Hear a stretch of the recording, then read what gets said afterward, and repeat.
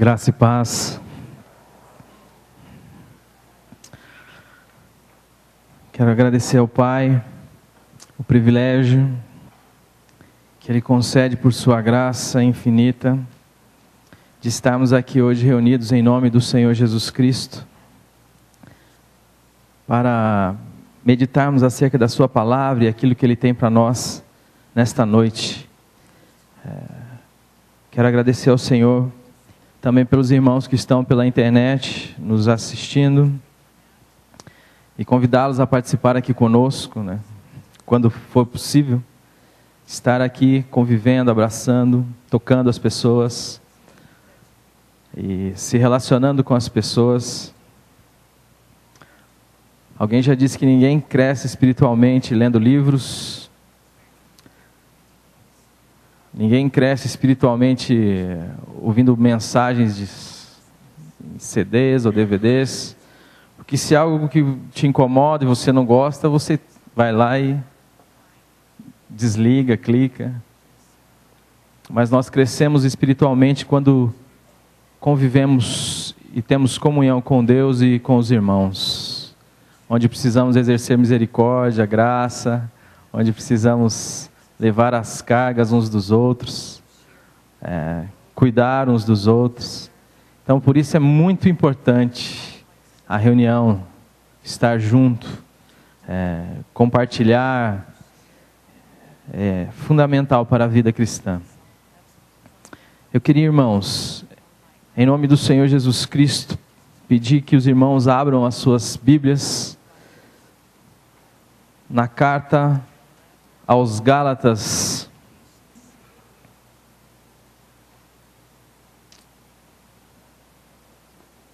capítulo 5.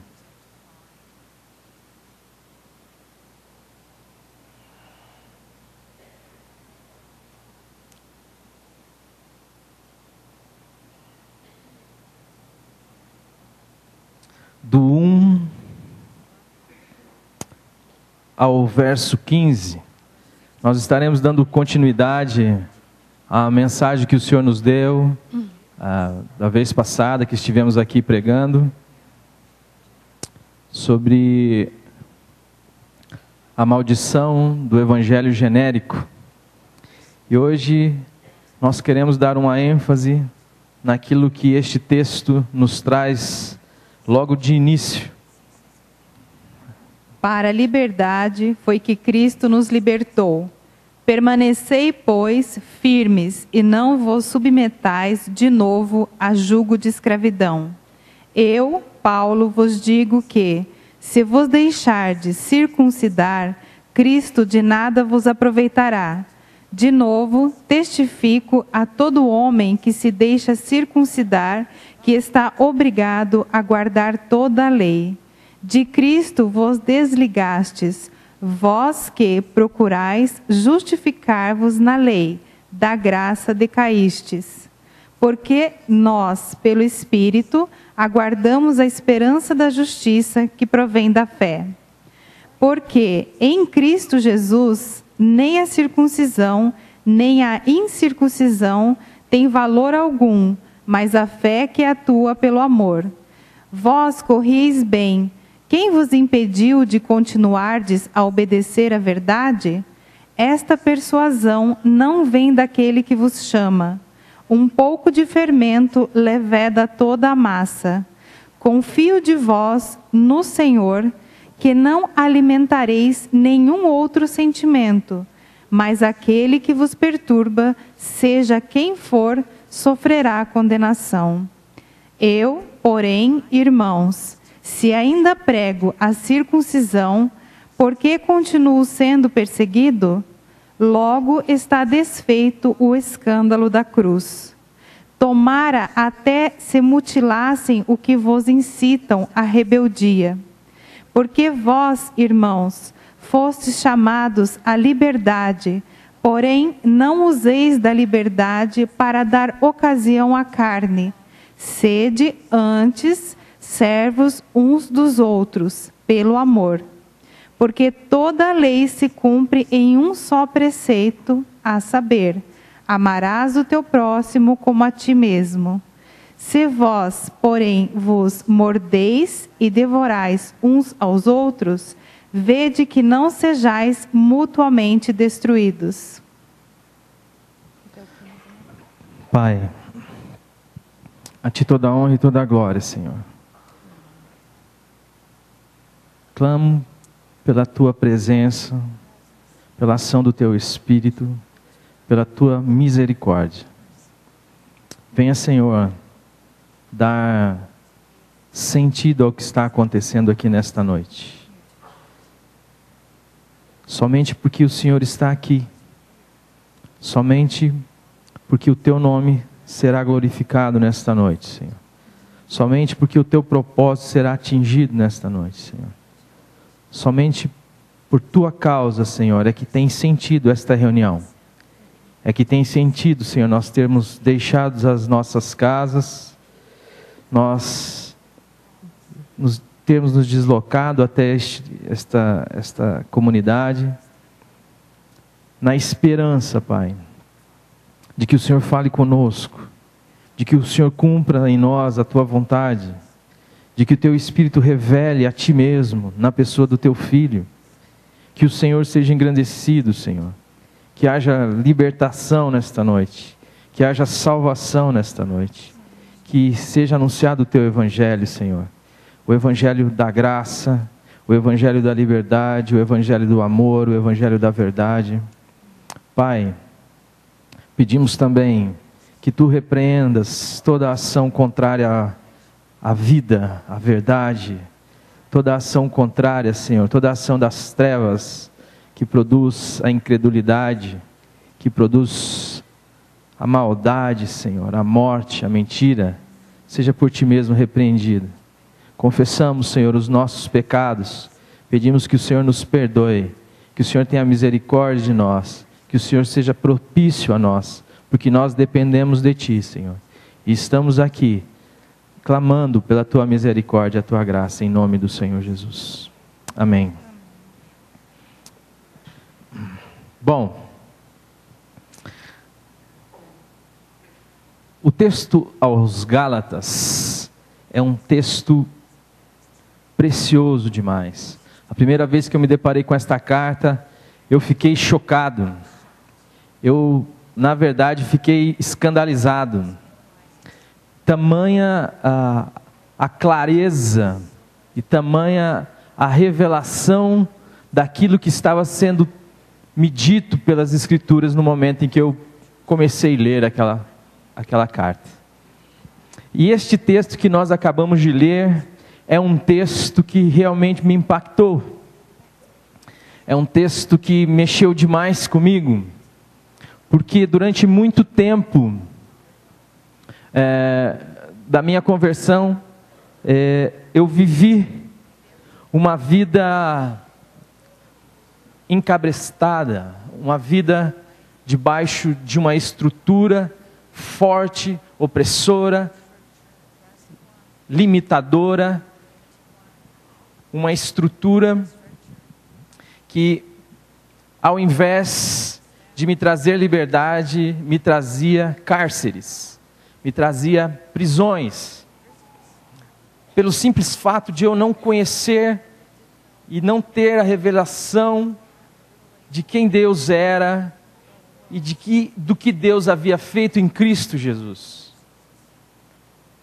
Havia então um desejo no meu coração de servir ao Senhor, de andar com o Senhor, mas ao mesmo tempo isto era prejudicado, impossibilitado por causa das amarras, por causa das estruturas, por causa da falta de liberdade em que eu estava inserido. E talvez essa seja a sua condição. Eu não sei, quem sabe? Só você pode saber onde você está nesse momento, com relação ao Senhor e a perspectiva que você tem de Deus. Como você se relaciona com o Senhor. Mas Paulo, no capítulo 1 do livro de Gálatas, a partir do verso 13, ele fala claramente de uma experiência que ele tinha anteriormente, que é muito parecida com a minha. Talvez eu não tinha o mesmo zelo que ele, e a mesma profundidade que ele, na minha religiosidade. Mas ele fala que ele excedia sobremaneira os da sua idade na sua religião. Ele era extremamente zeloso, ele era extremamente convicto daquela religiosidade. Havia uma sinceridade no seu coração em relação àquilo. Mas você percebe em Paulo uma ânsia quando ele escreve a carta aos Gálatas. E algo que é visceral, algo que ele fala com convicção, algo que ele traz à tona e que escandaliza realmente muitos da religião. Mas ele não quer, e ele não admite permanecer naquele estado. Ele, diante do caminho de Damasco, a revelação de Cristo e o evangelho que lhe foi revelado, causou entre essa perspectiva passada e a realidade apresentada em Cristo Jesus, duas realidades incompatíveis. Há uma ruptura existencial. Paulo já não mais é aquilo que ele amava, aquilo para o qual ele vivia, e a religiosidade a qual ele tinha em muito apreço. Era algo que para ele era esterco, era algo que para ele era refúgio, era algo que para ele não poderia subsistir diante do novo, diante do evangelho, diante da vida nova trazida em Cristo Jesus, que nos chama a uma liberdade e que nos tira dos cativeiros da religião, aonde há uma falta de realidade existencial em tudo quanto fazemos, porque muito das coisas que nós fazemos e praticamos na religião são feitas por causa do medo. E nada que é produzido pelo medo toca na realidade espiritual trazida em Cristo Jesus.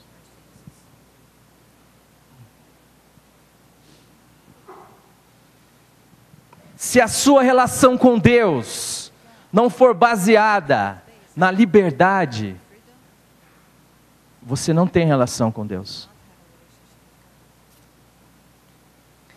Há uma ruptura. Ele fala, vocês não lembram como eu era? Vocês não lembram como eu fazia? Vamos ler esse texto. Gálatas 1, verso 13. Porque ouvistes qual foi o meu proceder outrora no judaísmo, como sobremaneira perseguia eu a igreja de Deus e a devastava. Este sistema é baseado em algo que para mim é uma das maiores negativas da mensagem da cruz.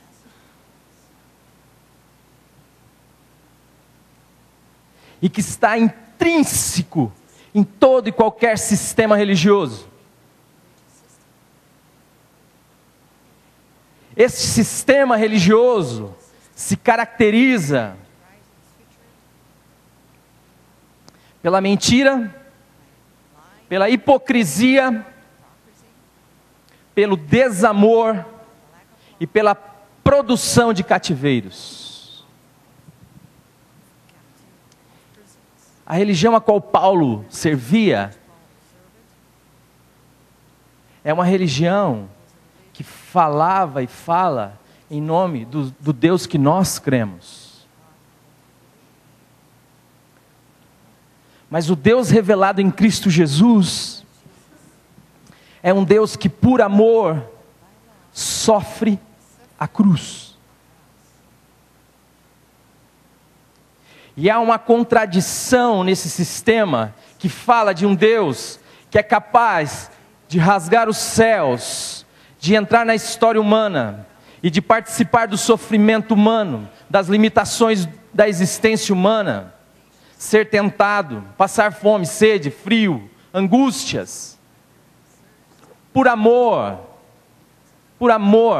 para e acabar ao ponto de morrer crucificado em uma cruz, por amor a uma humanidade a qual ele quer libertar. E a religião que está baseada em princípios de autossalvação doutrinal, que não pode aceitar o diferente e nem o outro, e que é capaz de assolar, e de matar, e de perseguir em nome de Deus. Este é o maior absurdo da religião cristã. Quando nós vemos na história as perseguições, as fogueiras, as cruzadas em nome de Cristo. Se uma religião produz intolerância, se uma religião que diz, que toma sobre si a prerrogativa de cristã, não é capaz de manifestar no seu dia a dia, ou como característica existencial, o amor revelado em Cristo Jesus nas Escrituras, ela é uma negação da mensagem da cruz que Cristo veio trazer. Que por amor morre numa cruz, uma morte que é minha e que é sua. E Paulo então rompe com isso. É uma religião que não abre mão dos seus dogmas, das suas doutrinas, e que se diferencia dos demais por causa disso, aonde tem o samaritano como um herege, e uma raça de estirpe menor, produz castas, mas o Evangelho de Jesus Cristo diz que não há servo nem livre, que não há homem nem mulher, que não há judeu nem grego, porque todos nós estamos na mesma condição diante de Deus, e somos um em Cristo Jesus.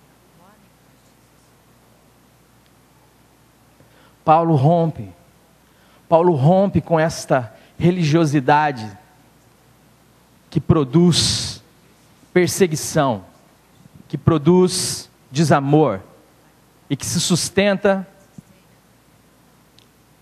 na sua doutrina simplesmente. Jesus confronta isso várias vezes. Para Paulo, há uma diferença muito grande entre o evangelho trazido em Cristo Jesus e aquilo que ele havia vivido durante toda a sua vida, até o momento em que ele teve o encontro com o Senhor Jesus. Essa diferença é marcada por duas palavras: liberdade e escravidão.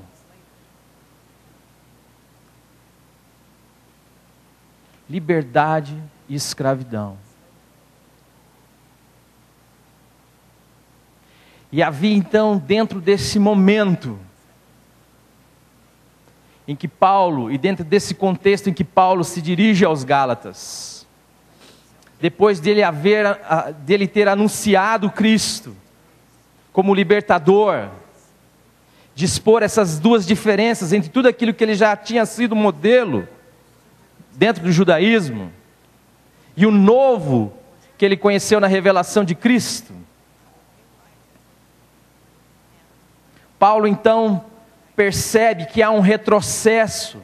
Alguns irmãos que haviam crido no Senhor Jesus Cristo começam então a retornar para este sistema tacanho, esse sistema opressor, esse sistema baseado em leis, mas que não expressam nenhuma realidade espiritual. Não expressam por quê? Porque onde não há liberdade, não há realidade relacional. Onde não há liberdade, você pode até, eu disse isso aqui para os jovens, você pode até roubar o beijo de uma moça, mas você já não poderá dizer que foi beijado por ela. Porque só existirá verdade nesse relacionamento o dia em que os dois forem livres para isso e optarem por isso, na liberdade. Mas a religião é esse sistema que oprime. E nós muitas vezes nos satisfazemos com ele, ainda que ele seja uma expressão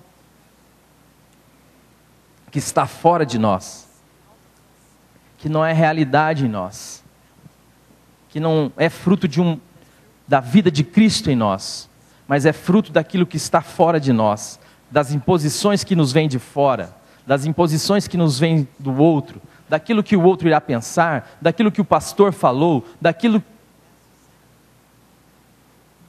do medo. Deus,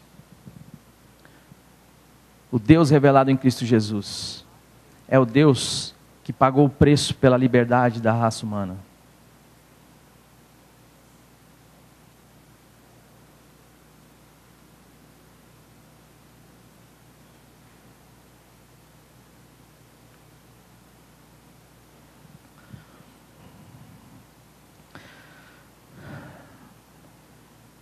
Às vezes nós olhamos para o contexto da nossa história e para todo o nosso conhecimento que nós aprendemos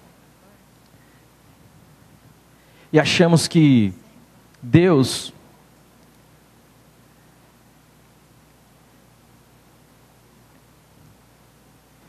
é muito parecido com os fariseus que crucificaram a Cristo. A ideia que nós temos de Deus muitas vezes, ainda que isso não seja algo expressado de maneira consciente, no nosso relacionamento com Deus isso fica claro.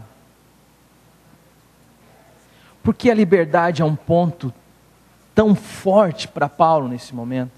Porque ele começa dizendo: estáis pois firmes na liberdade com que Cristo vos libertou, e não torneis a meter-vos debaixo de jugo de servidão, de escravidão. Eis que eu, Paulo, vos digo, se vos deixar de circuncidar, Cristo de nada vos aproveitará. Porque essa é toda a diferença. Deus não, estava conversando com o Humberto, Deus não poderia ter colocado uma cerca em torno da árvore do conhecimento do bem e do mal? Deus não poderia ter feito isso, Tony?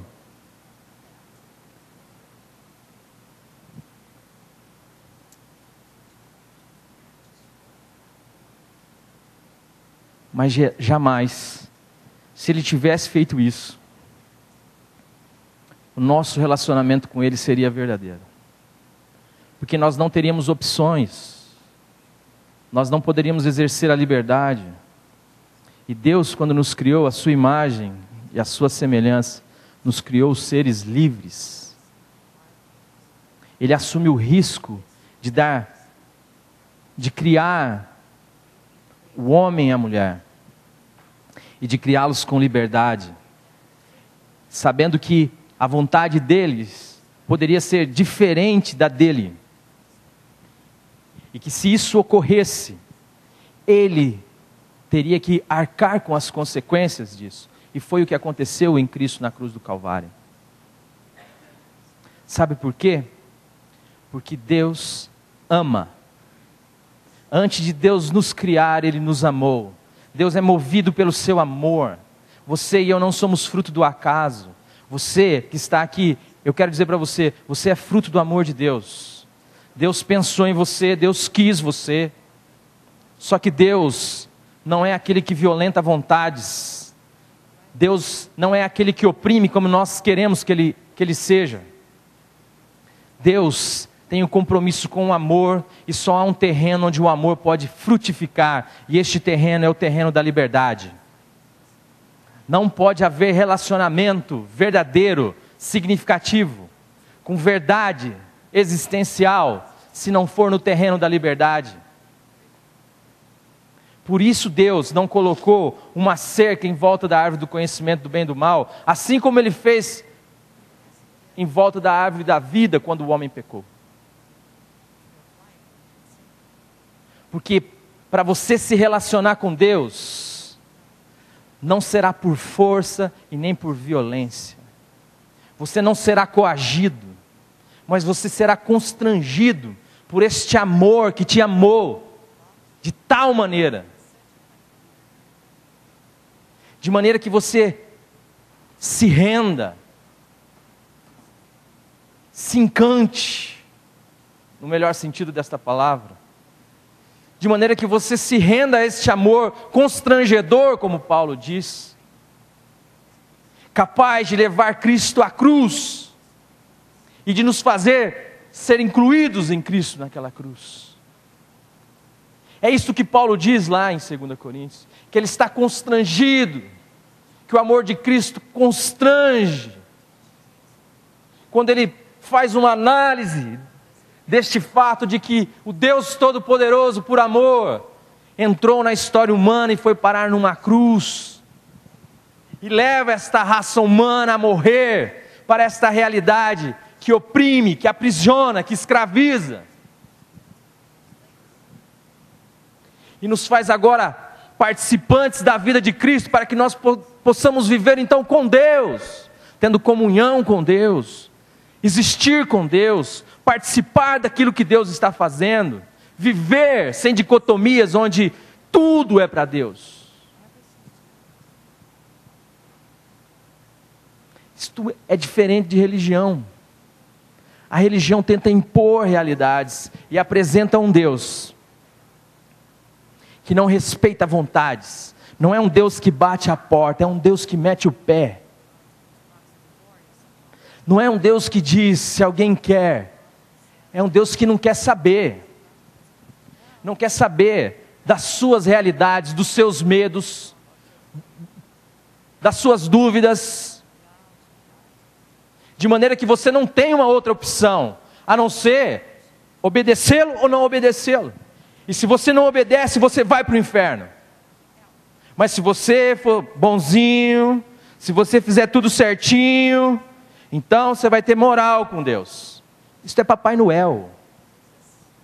É Papai Noel que você tem que fazer tudo certinho durante o ano inteiro, para lá no dia 25 você receber um presentinho. Isso não é Deus revelado em Cristo Jesus. A religião tenta. E Paulo está esbaforido. Ele fala nesse texto, se você for ler, tiver a pachorra, a paciência de ler, com calma, você vai ver. Ele fala, ó, eu queria estar aí, eu queria alterar a minha voz, eu queria gritar. Porque o que está acontecendo aqui é um absurdo. Diante daquilo que nos foi apresentado em Cristo Jesus, está acontecendo um retrocesso. Deus ama a liberdade. A religião, sabe o que a religião ama? A religião ama a ordem. E ela foi usada, e ainda é usada, na história humana, como uma promotora da ordem. Mas Deus não. Deus é aquele que ama as pessoas, e que liberta as pessoas, e que tem compromisso com a liberdade, e com a verdade. Por isso que Jesus Cristo, quando lê lá o livro do profeta Isaías, Lucas, capítulo 4 ou 5, ele vai falar acerca da sua missão, ele está a pôr em liberdade os cativos, ele fala. Você, meu querido, é um alvo do amor de Deus, e Deus quer libertar você. Mas qual que é o risco de se falar da liberdade? Qual que é o perigo? O perigo é que pode acontecer a desordem. E como a religião ama a ordem, então eu não posso falar de um evangelho que liberta. Eu tenho que falar de um evangelho, de um outro evangelho, como Paulo diz no livro de Gálatas. De um outro evangelho. Porque falar de liberdade é subversivo, é perigoso. As pessoas não sabem lidar com liberdade. Não existe outra maneira de se relacionar com o Senhor. O relacionamento com Ele é na liberdade. O filho pródigo, quando diz ao pai, dá-me a parte dos bens que me cabe, você não vê aquele pai amarrando o filho no pé da mesa, vê? Você que conhece o texto, vê? O que você vê?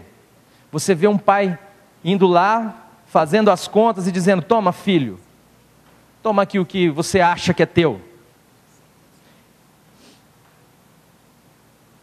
O Deus revelado em Cristo Jesus não se parece em nada com o Deus apresentado pelas religiões.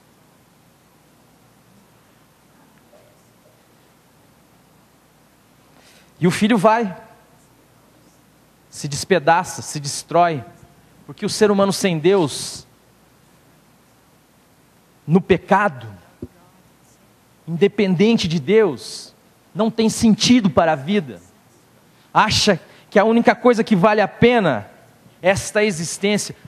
Aquele que não tem Deus, não transcende, vive como se isso aqui fosse o tudo, e tenta sorver tudo, e a sua fome de significado o faz, se possível for, engolir o mundo, ou o universo inteiro, e atropelar quem quer que seja que se apresente na sua frente, porque ele acha que isso vai acabar, e é só isso aqui que eu tenho. Ele não tem esperança, ele não tem sentido, e esse filho faz a mesma coisa.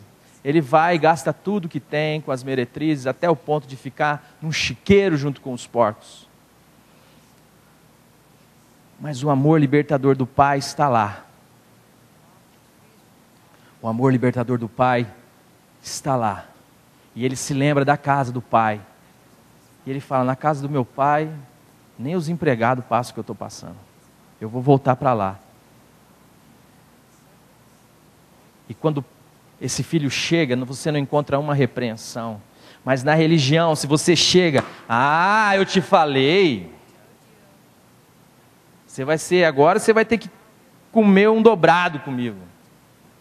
Mas no Deus revelado em Cristo Jesus, o que há é aceitação, é abraço, é festa, é júbilo, é celebração, é o Deus de toda a graça. E a graça só tem sentido para os quebrados, para os pecadores, para os falidos, para aqueles que não têm mérito. Se você tem méritos, se você está carregado com os seus méritos, e tenta colocar isto diante de Deus, para que Deus o ache mais interessante, eu quero dizer que, segundo as Escrituras, segundo a Bíblia que eu leio, a morte de Jesus Cristo para você foi vã e desnecessária. Porque somente os pecadores, somente aqueles que se reconhecem pecadores, e que carecem da misericórdia de Deus e da graça de Deus, é que são capazes, pela ação do Espírito Santo que vem nos convencer do nosso pecado, de receber a graça e dizer: Deus, eu não tenho nada para te oferecer, eu sou todo torto, mas obrigado, porque em Cristo Jesus não existe nenhuma condenação mais para a minha vida. Obrigado porque em Cristo Jesus eu fui feito teu filho.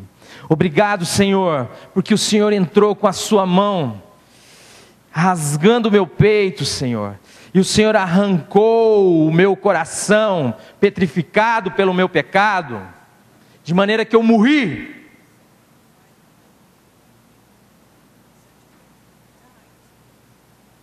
E o Senhor veio, Pai, pelo poder da Tua palavra e da pregação do Teu Evangelho e da graça, e colocou um coração novo dentro de mim, um coração que agora é de carne. Me deu um espírito novo para eu poder entender, Senhor, para eu poder me relacionar contigo, e entender estas loucuras, ou a loucura do Teu Evangelho, que só pode ser discernido espiritualmente. E o Senhor, mais do que isso, o Senhor deu o Teu Espírito para vir habitar em mim. Obrigado, Senhor, porque o Senhor me fez uma nova criatura. E eu só posso Te agradecer. Agora, querer substituir isto, a obra de Cristo, querer substituir a graça de Deus por uma interpretação vazia da religião, isto é uma afronta ao que Deus fez. Isto é uma afronta ao que Cristo fez. Isto é uma afronta ao sangue de Jesus Cristo que foi vertido naquela cruz por mim e por você. Qual que é o outro risco de defender a liberdade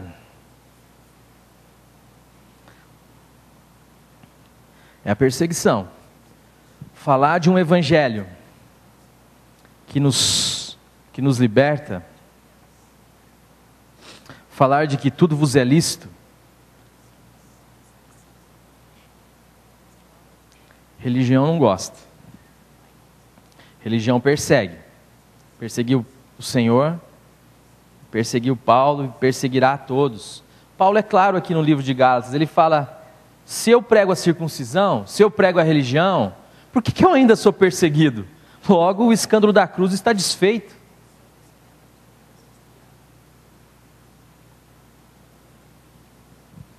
Evangelho é libertador. É você se reconhecer pela graça de Deus, pela fé que Deus traz aos nossos corações, como alguém que passou da condição de escravo para a condição de filho. Isto o texto de Gálatas também vai dizer. Evangelho é mesmo que você não mereça nada, você pare de se debater com esse sistema aprisionador, escravizador do ego, esse sistema meritoso, que tenta barganhar com Deus e não consegue. E dizer: Pai, me ajuda a entender o Teu amor por mim, me ajuda, Senhor, a ter revelação de Cristo na minha vida, e me ajuda a viver contigo, Senhor, me ajuda a viver para a Tua glória. Eu quero Te obedecer, mas eu não consigo muitas vezes, Pai.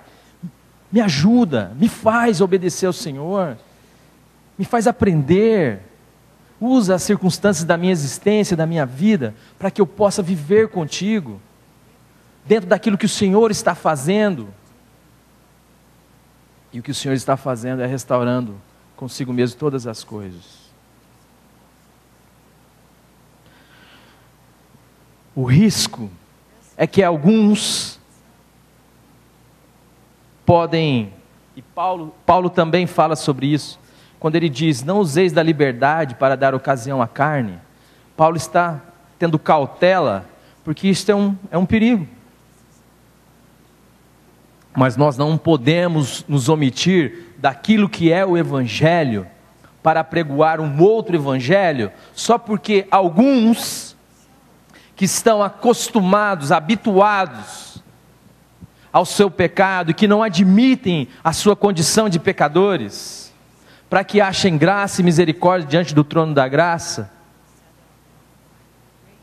possam interpretar de maneira errônea esta liberdade e dizer: já que sou livre, vou tocar o terror. Já que sou livre. Paulo não está aqui dizendo que aquilo que não era, que a lei restringia, não significa que agora nós podemos fazer como expressão da nossa liberdade. Paulo não está dizendo que agora você deve matar, que você deve mentir, que você deve roubar, que você deve adulterar. Isso seria um absurdo e uma afronta ao Evangelho de Jesus Cristo, porque todas essas coisas produzem falta de paz, produzem morte, produzem desgraças na vida das famílias.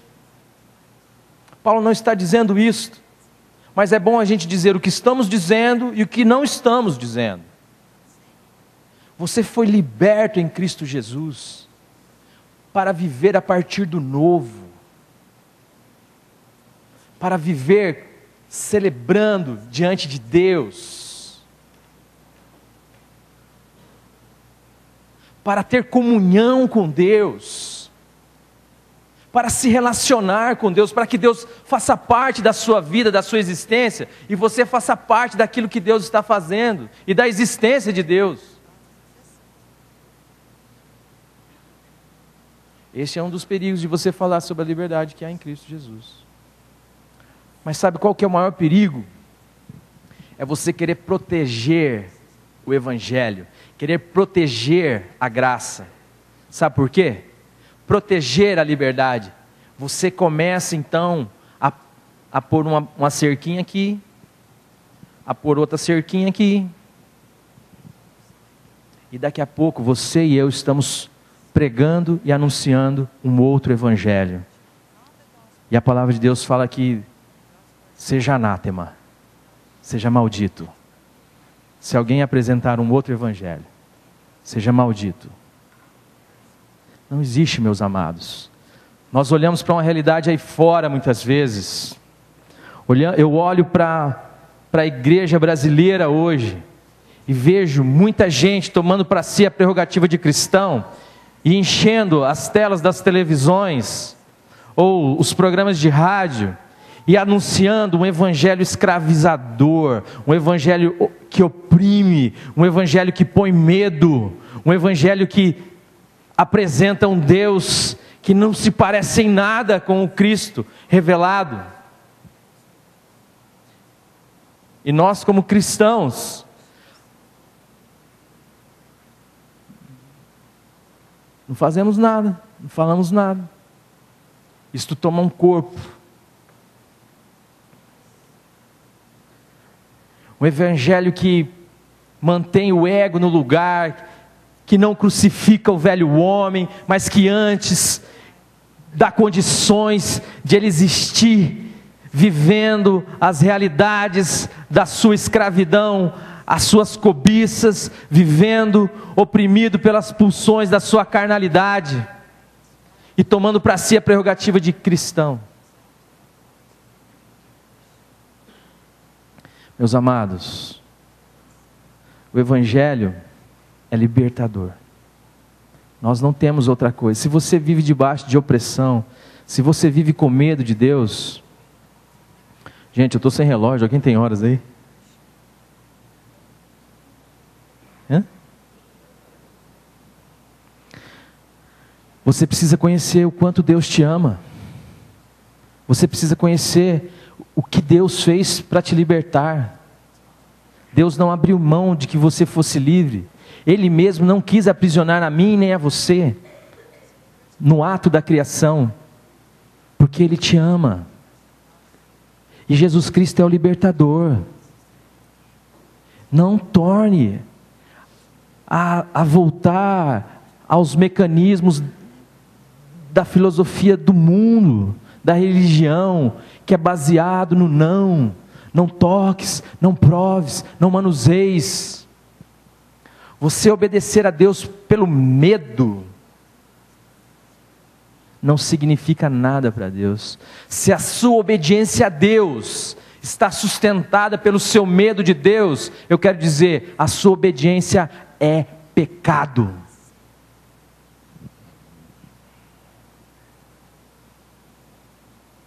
Você precisa de graça e eu preciso de graça, para que Deus tenha misericórdia de nós. Deus pagou o preço da liberdade humana, pois se o homem fosse criado escravo, jamais poderia ser alvo do amor de Deus. E também não é pelo simples fato de eu poder fazer algo, que eu o farei, do mesmo modo que o meu Senhor poderia fazer o que bem quisesse, e mesmo assim não o fez. Diante da cruz, seu desejo era não tomar aquele cálice, e ele poderia muito bem não ter tomado, como Deus que é. Isso não teria diminuído. Nós, porém, seríamos aniquilados. E por que ele não fez sua vontade, se era livre para fazer? Porque ele nos amou, e porque ele ama aquele que nos ama. Há essa ideia. A palavra de Deus fala que aqueles que são do alto buscam as coisas que são do alto. Se você nasceu de novo em Cristo Jesus, eu tenho certeza que dentro de você existe um desejo, uma vontade, algo que clama pelas coisas do Pai. Como pode então alguém assim usar da liberdade em Cristo Jesus para se esbaldar no pecado? São duas coisas incompatíveis, que se alguém age nessa perspectiva, talvez precisa rever a sua experiência de novo nascimento.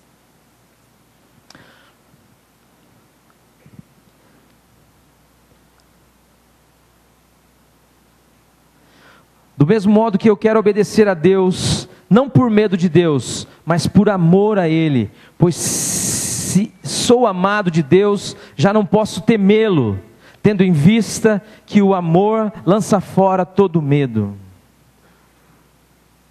1 João 4,18, você lê para a gente, Ju?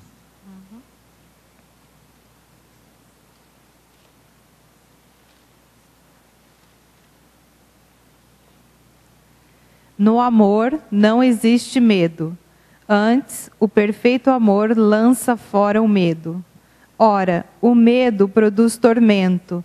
Logo, aquele que teme não é aperfeiçoado no amor. Obedecer a Deus só tem um lugar: em Cristo Jesus, pela graça de Deus, por amor a Deus.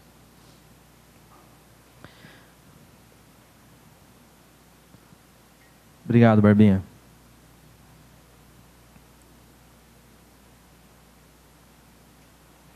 Não há razão, não há sentido na obediência temerária.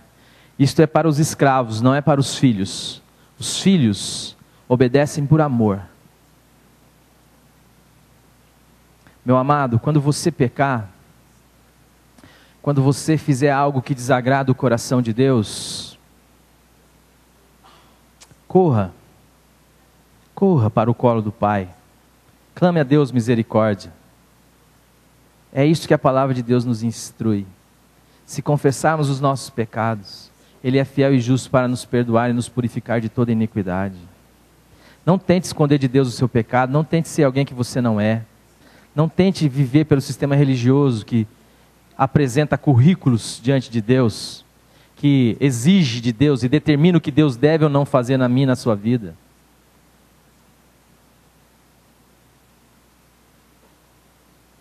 Mas corra, fale com Deus. Paulo fala dessa realidade nele, lá no capítulo 7 de Romanos. Você com certeza tem.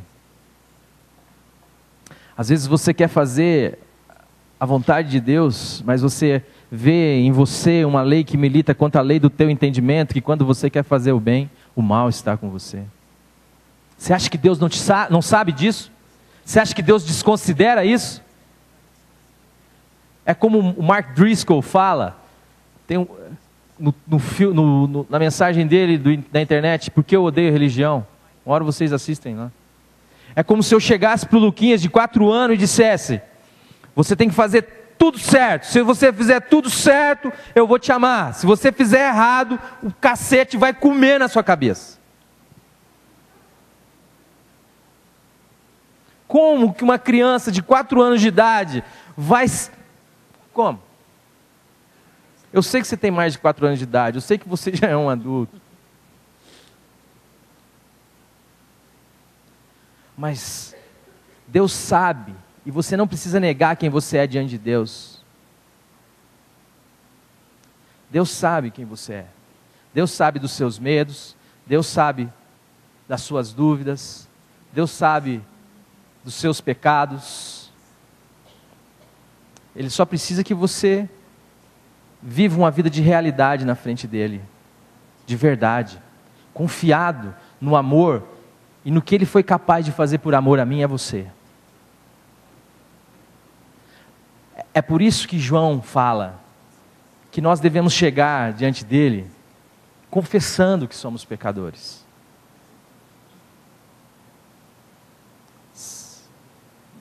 Relatando a nossa realidade, não escondendo a nossa realidade. Deus sabe disso. Talvez a religião coloque um padrão para você atingir, que você internalizou isto, e acha que Deus também tem expectativas a seu respeito. O que Ele vai dizer para você, meu amado, é para você andar com Ele. O segredo da vida cristã é: ande na minha presença e eu te farei perfeito. Ande comigo, aprenda de mim. Venha viver comigo. É para a comunhão que nós fomos salvos, não é isso que a palavra de Deus nos diz? Comunhão significa isto, relacionamento. Agora, desde quando colocar cerca para as pessoas resolveu o seu problema com o pecado. O mesmo texto aqui em Gálatas, no capítulo 3, vai dizer que a lei veio por causa das iniquidades. Mas esta lei não podia aperfeiçoar ninguém. Esta lei serviu de aio para nos conduzir até Cristo. Mas quando Cristo veio ser a sua vida, meu amado, você não está mais debaixo da lei. Você está agora numa outra condição. Você agora é uma nova criatura em Cristo Jesus, criado em Cristo para a prática das boas obras. Você agora, pela graça de Deus, não tem nada a ver com os seus méritos, não tem nada a ver com o seu padrão moral, tem a ver com a graça de Deus manifestada na sua vida, tem a ver com o amor que Deus tem por você, tem a ver com o que Deus fez e não com o que você faz ou deixa de fazer.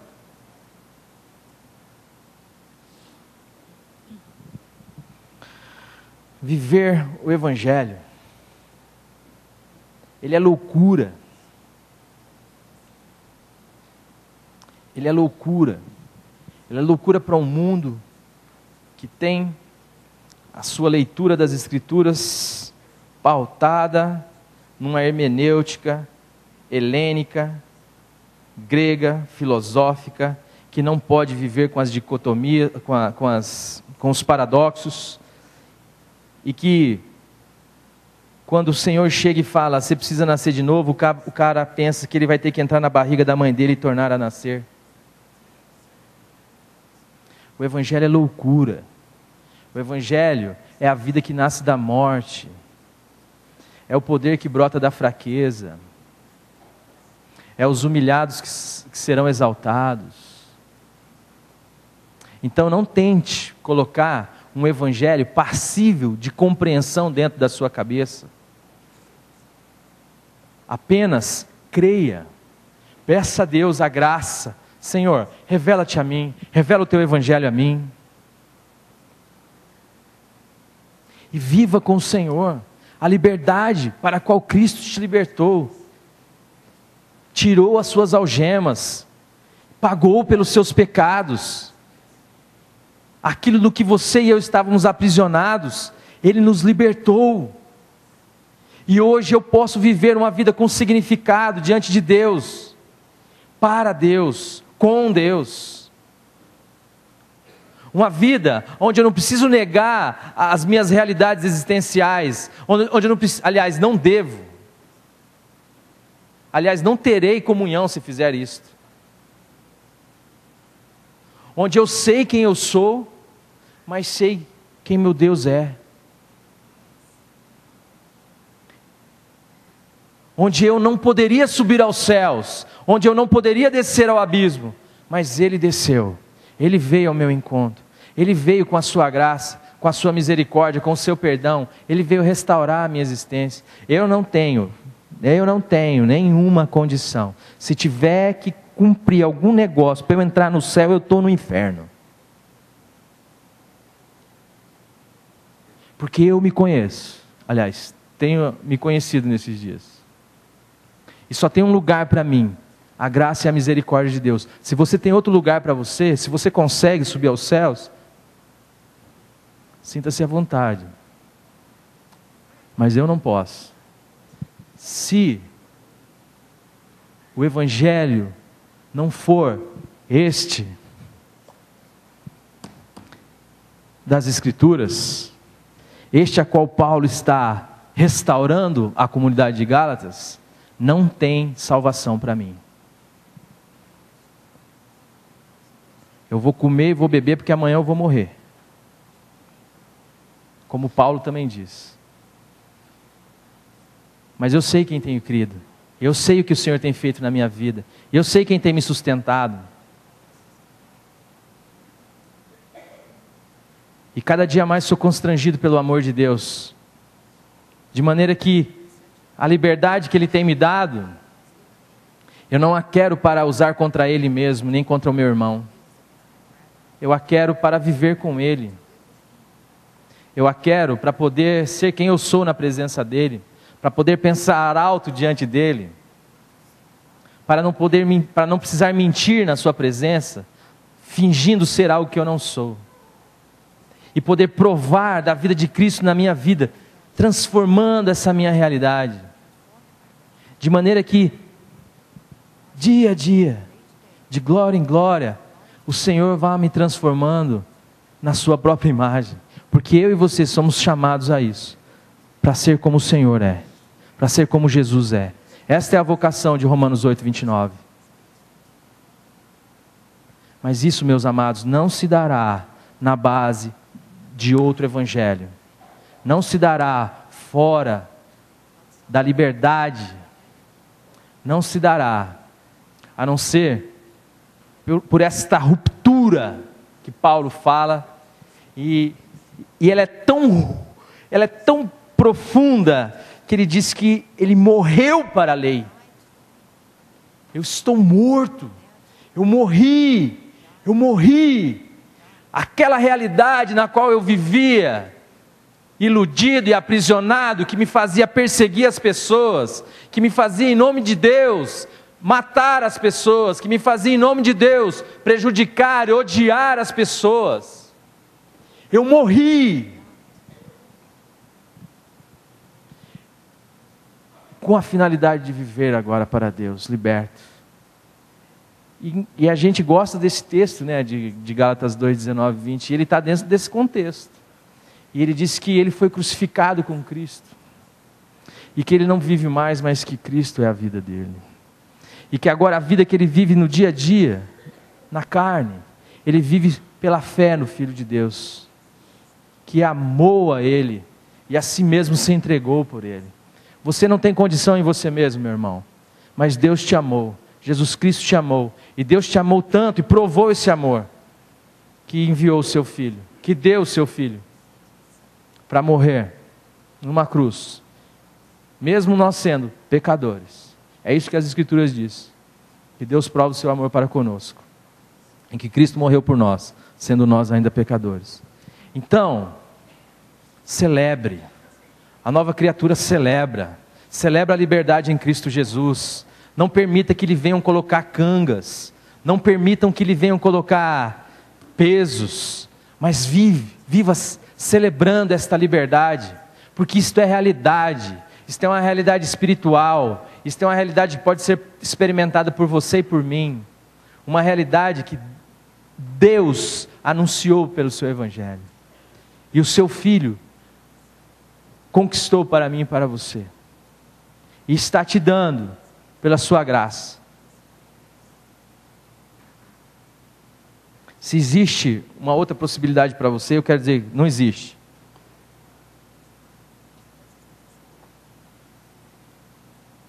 Porque dado entre os homens, não há nenhum outro nome pelo qual importa que sejamos salvos.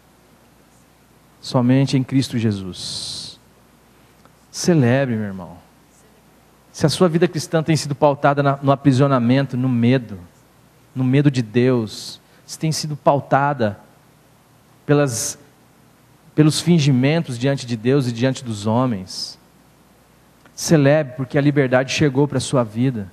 O Evangelho está sendo anunciado diante de você, e você pode hoje viver a liberdade dos filhos de Deus, sabendo que o único que poderia te condenar resolveu te defender.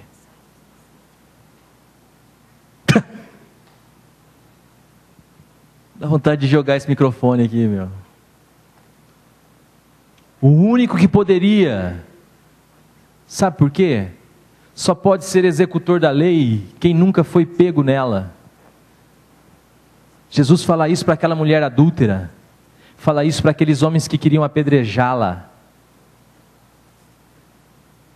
Senhor, esta mulher foi pega em flagrante adultério, a lei diz que nós devemos apedrejá-la, e tu o que dizes? Legal. Então fala o seguinte: quem nunca foi pego na lei, tem moral para executar a lei, seja o primeiro a atacar a pedra. Então, quem nunca pecou? Sai todo mundo. Ficam ela e o Senhor. Cadê os que te condenavam? Foram embora, Senhor. Pois eu eu também não te condeno. Vá e não peques mais. Aquele que poderia te condenar, que foi o único que conseguiu cumprir a lei, resolveu te defender. É o que Romanos 8 fala. Nenhuma condenação mais está sobre a sua vida. Quem tentará acusação contra você ou contra mim, se é Deus quem nos justifica? A mente acostumada a este pensamento linear vai dizer justamente aquilo que Paulo rebate lá no capítulo 6, no verso 1. Já que é assim, irmãos, por favor, não estou falando aqui com crianças, né? O que nós estamos chamando é para uma vida com o Senhor, e a vida com o Senhor é uma vida de consagração e santidade. Aquele que morreu com Cristo, não vive mais para si, mas vive para aquele que por eles morreu e ressuscitou. Amém? Nisso reside a liberdade, em que você pode ser quem você é, mas seja você diante do Senhor, não seja o que você não é. Isto é obra das algemas da religião, não é obra da libertação dada em Cristo Jesus. Porque alguém que sabe que é amado, sabe que é aceito. Vamos orar? Pai, bendito seja o teu santo nome, Senhor. Nós queremos te louvar, Senhor, e pedir, em nome do Senhor Jesus Cristo, que o Senhor nos leve a esta realidade. A cada dia, Pai, de provar o quanto somos amados por Ti, Senhor, e de vivermos, Senhor, pela fé em Cristo Jesus, de ter nele, Senhor, todas as condições para viver e para andar como Ele andou, como diz a Tua palavra. E Ele andou, Senhor, amando, de maneira que a Tua palavra mesmo nos ensina que o amor é o cumprimento da lei, meu Senhor. Nos ensina a amar a Ti acima de todas as coisas. Nos ensina a amar ao próximo, Senhor. Nos ensina, Senhor, a viver como Cristo. Senhor Jesus, vem viver em nós. Esta é a realidade do novo. O Senhor é a nossa vida. O Senhor habita em nós. Senhor, nós queremos viver desta maneira. Não nos faça, Senhor, religiosos, carrancudos, religiosos que não amam e que antes, Senhor, usam de um conhecimento doutrinal, Senhor, para desamar, para odiar, para perseguir, como Paulo foi um dia, Senhor, mas o Senhor fez dele uma nova criatura, uma criatura que agora era capaz de perdoar, de amar, de aceitar, assim como o Senhor Jesus fez e andou. Senhor, eu te peço, Pai, em nome do Senhor Jesus, que esta igreja, Senhor, seja uma anunciadora viva do Evangelho de Cristo Jesus, do Evangelho libertador de Cristo, mas que não seja, Senhor, simplesmente em palavras, mas que nós possamos viver este amor, ó Pai, viver este amor pelas nossas famílias, pelos nossos familiares, pelos nossos amigos. Senhor, que o Senhor venha tocar nas pessoas, Senhor, com o Teu amor, através das nossas vidas. Pai, que nós possamos servir uns aos outros, servir a Tua igreja, servir, Senhor, as pessoas, porque assim o Senhor nos ensinou. O Senhor foi aquele quem lavou os pés e disse para a gente fazer o mesmo, Senhor. Como ensinamento Teu, nós somos Teus discípulos e queremos aprender de Ti. Ó Pai, que nós possamos ser conhecidos pelo amor, como Teus discípulos. Que o amor seja a nossa marca, Senhor. E o amor liberta, Senhor. O amor tudo suporta, tudo crê, tudo sofre. Ó Pai, opera assim em nós. Faz de nós anunciadores desta verdade, desta regozijante verdade. Que nós possamos ser anunciadores de Cristo e do Seu Evangelho. É o que eu te peço em nome do Senhor Jesus Cristo. Amém. A mensagem que você acabou de assistir faz parte do Ministério de Comunicação Palavra da Cruz. Temos um grande acervo de estudos bíblicos em áudio e vídeo. Distribuímos também, gratuitamente, o jornal mensal Palavra da Cruz. Entre em contato conosco pelo fone fax 0 operadora 43 3322 3037 ou pelo e-mail com@palavradacruz.com.br. Visite-nos também pelo site www.palavradacruz.com.br. Graça e paz.